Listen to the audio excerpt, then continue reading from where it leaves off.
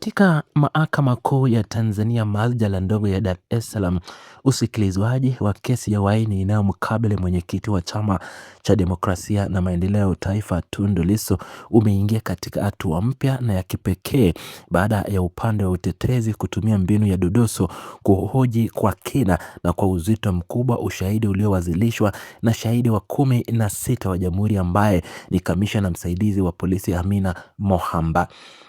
Kesi hiyo inayovuta hisia na uangalizi mkubwa na wananchi pamoja na wadau mbalimbali wa sheria na siasa nchini inaendeshwa mbele ya jopo la majaji watatu katika Mahakama Kuu ya Tanzania masjala ndogo ya Dar es Salaam, ambapo mwenyekiti wa Chadema Tundu Lissu ambaye pia ni wakili wa Mahakama Kuu amekuwa akiongoza sehemu kubwa ya utetezi wake kwa kumuuliza shahidi maswali ya ana kwa ana kuhusu maelezo yaliyomo kwenye kiapo chake na vielelezo mbalimbali vilivyowasilishwa mahakamani hapo na upande wa mashtaka.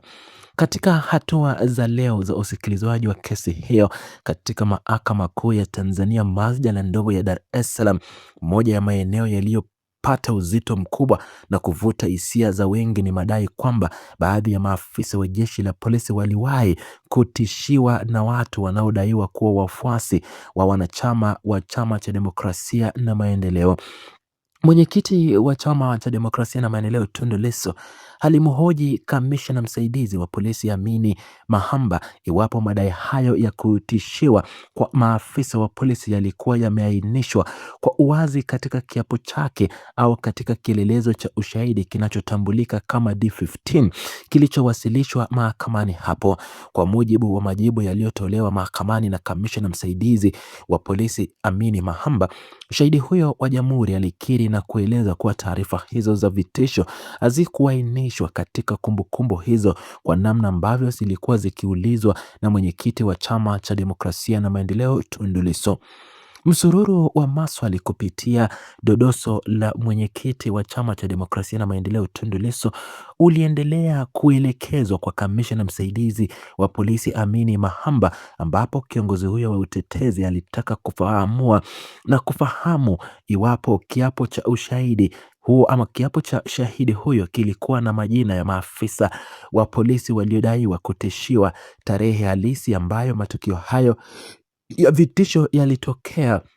au namna mahususi ambako madai hayo yanawezekana kutokea. Hoja hizo za msingi ilitolewa na mwenyekiti wa Chama cha Demokrasia na Maendeleo, ikilenga kuonyesha tofauti iliyopo kati ya madai yanayotolewa kwa mdomo wakati wa kutoa ushahidi mahakamani na taarifa rasmi zilizowekwa kwenye kumbukumbu za uchunguzi wa jeshi la polisi. Mbali na kulinganisha kumbukumbu za kiapo na vielelezo, mwenyekiti wa Chadema Tundu Lissu aliguza pia swala la madai ya maafisa wa polisi kutishiwa kupigwa na watu wanaodaiwa kuwa wafuasi au wanachama wa Chama cha Demokrasia na Maendeleo.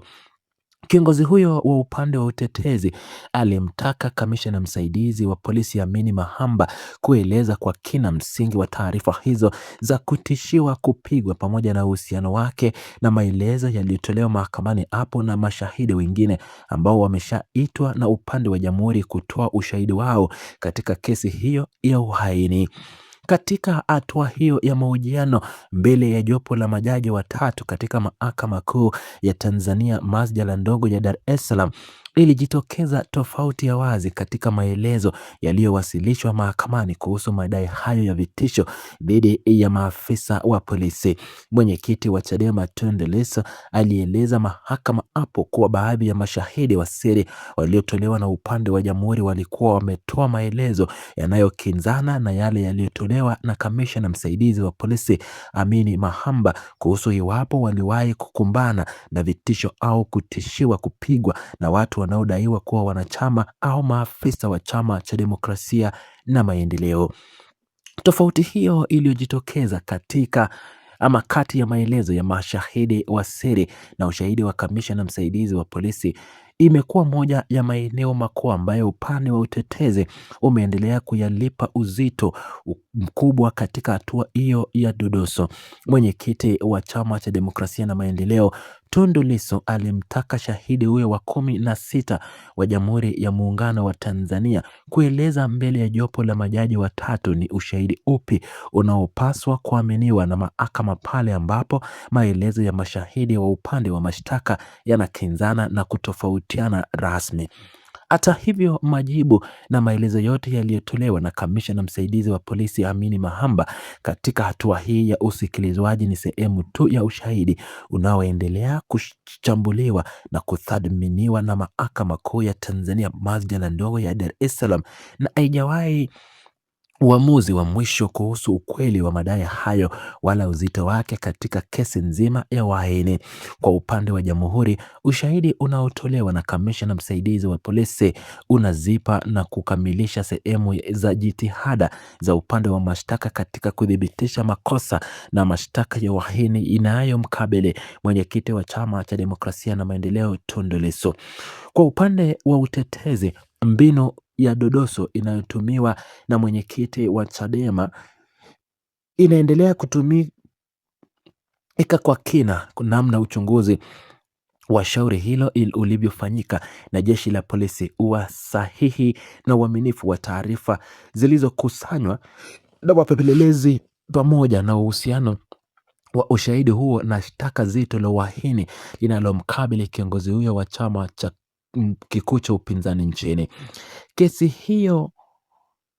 imeendelea kuvuta uangalifu mkubwa wa wananchi, wanasiasa na wataalamu wa sheria nchini Tanzania kutokana na nafasi kubwa ya mwenyekiti wa Chama cha Demokrasia na Maendeleo Tundu Lissu katika siasa za nchi pamoja na uzito wa mashtaka ya uhaini yanayomkabili mbele ya Mahakama Kuu ya Tanzania masjala ndogo ya Dar es Salaam. Kadri mchakato wa dodoso unavyoendelea mbele ya jopo la majaji watatu, maswali yanayoulizwa na mwenyekiti wa Chama cha Demokrasia na Maendeleo kuhusu uaminifu wa mashahidi wa Jamhuri, kumbukumbu rasmi za uchunguzi wa jeshi la polisi na tofauti zinazojitokeza katika ushahidi wa kamishna msaidizi wa polisi Amini Mahamba na mashahidi wa siri vinaendelea kuwa sehemu muhimu ya mjadala wa kisheria mahakamani hapo. Hatua inayofuata katika shauri hili la uhaini inategemea ushahidi utakaoendelea kutolewa na mashahidi wengine wa Jamhuri pamoja na namna pande zote mbili za utetezi na mashtaka zitakavyowasilisha hoja zao za kisheria mbele ya majaji. Katika kuendelea kuchambua mwenendo wa kesi hiyo ya uhaini katika Mahakama Kuu ya Tanzania masjala ndogo ya Dar es Salaam, mwenyekiti wa Chama cha Demokrasia na Maendeleo Tundu Lissu ameonyesha jinsi ambavyo matumizi ya dodoso la kisheria yanavyoweza kufichua maeneo yenye mlinganyo hafifu katika ushahidi wa upande wa mashtaka. Kitendo cha kumhoji kamishna msaidizi wa polisi kuhusiana na kielelezo D15 na kiapo chake kinalenga kuweka wazi ikiwa uchunguzi uliofanywa na jeshi la polisi ulikuwa na nyaraka zinazojitosheleza au kama ulitegemea maelezo ya mdomo yasiyo na ushahidi wa maandishi katika kumbukumbu za kiofisi.